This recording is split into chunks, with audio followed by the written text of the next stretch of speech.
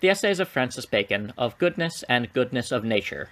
I take goodness in this sense, the effecting of the weal of men, which is that the Grecians call philanthropia, and the word humanity, as it is used, is little too light to express it. Goodness I call the habit, and goodness of nature the inclination. This of all virtues and dignities of the mind is the greatest, being the character of the deity, and without it man is a bruised, mischievous, wretched thing, no better than a kind of vermin. Goodness answers to the theological virtue charity, and admits no excuse but error. The desire of power in excess caused the angels to fall, the desire of knowledge in excess caused man to fall, but in charity there is no excess. Neither can angel or man come to danger by it. The inclination to goodness is imprinted deeply in the nature of man, insomuch that if it issue not towards men, it will take unto other living creatures, as it is seen in the Turks, a cruel people who nevertheless are kind to beasts and give alms to dogs and birds, insomuch as Buspetius reporteth. A Christian boy in Constantinople had like to have been stoned, for gagging in a waggishness,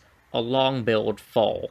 Errors indeed in this virtue of goodness or charity may be committed. The Italians have an ungracious proverb, Tanto buon che val niente, so good that he is good for nothing, and one of the doctors of Italy, Nicolas Machiavel, had the confidence to put in writing, almost in plain terms, that the Christian faith had given up good men in prey to those that are tyrannical and unjust. When he spake, for indeed there was never law or sect or opinion did so much magnify goodness as the Christian religion doth. Therefore, to avoid the scandal and the danger in both, it is good to take knowledge of the errors of a habit so excellent. Seek the good of other men, but be not in bondage to their faces or fancies, for that is but facility or softness which taketh an honest mind prisoner. Neither give thou Aesop's cock a gem, who would be better pleased and happier if he had a barley corn. The example of God teacheth the lesson truly. He sendeth his rain, and maketh his sun to shine upon the just and unjust. But he doth not rain wealth, or shine honour, or virtues upon men equally.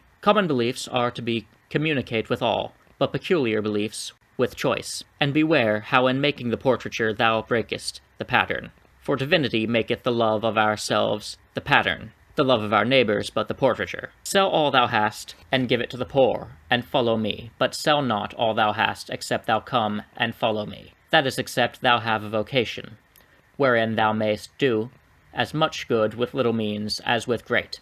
For otherwise, in feeding the streams, thou driest the fountain. Neither is there only a habit of goodness directed by right reason, but there is, in some men, even in nature, a disposition towards it, as on the other side. There is a natural malignity. For there be that in their nature do not affect the good of others. The lighter sort of malignity turneth but to a crossness, or forwardness, or aptness to oppose, or difficileness, or the like. But the deeper sort to envy and mere mischief. Such men in other men's calamities are, as it were, in season, and are ever on the loading part, not so good as the dogs that lick Lazarus' sores, but like flies that are still buzzing upon anything that is raw. Misanthropy that make it their practice to bring good men to the bough, and yet have never a tree for the purpose in their gardens as Timon had. Such dispositions are the very errors of human nature, and yet they are of fittest timber to make great politics of. Like to knee timber, that is good for ships that are ordained to be tossed, but not for building houses that shall stand firm. The parts and signs of goodness are many. If a man be gracious and courteous to strangers, it shows he is a citizen of the world, and that his heart is no island, cut off from other lands, but a continent that joins to them, if he be compassionate towards the affections of others. It shows that his heart is like the noble tree that is wounded itself when it gives the balm. If he easily pardons and remits offences, it shows that his mind is planted above injuries, so that he cannot be shot. If he be thankful for small benefits, it shows that he weighs men's minds and not their trash. But above all, if he have St. Paul's perfection that he would wish to be, an anathema from Christ for the salvation of his brethren, it shows much of a divine nature, and a kind of conformity with Christ himself.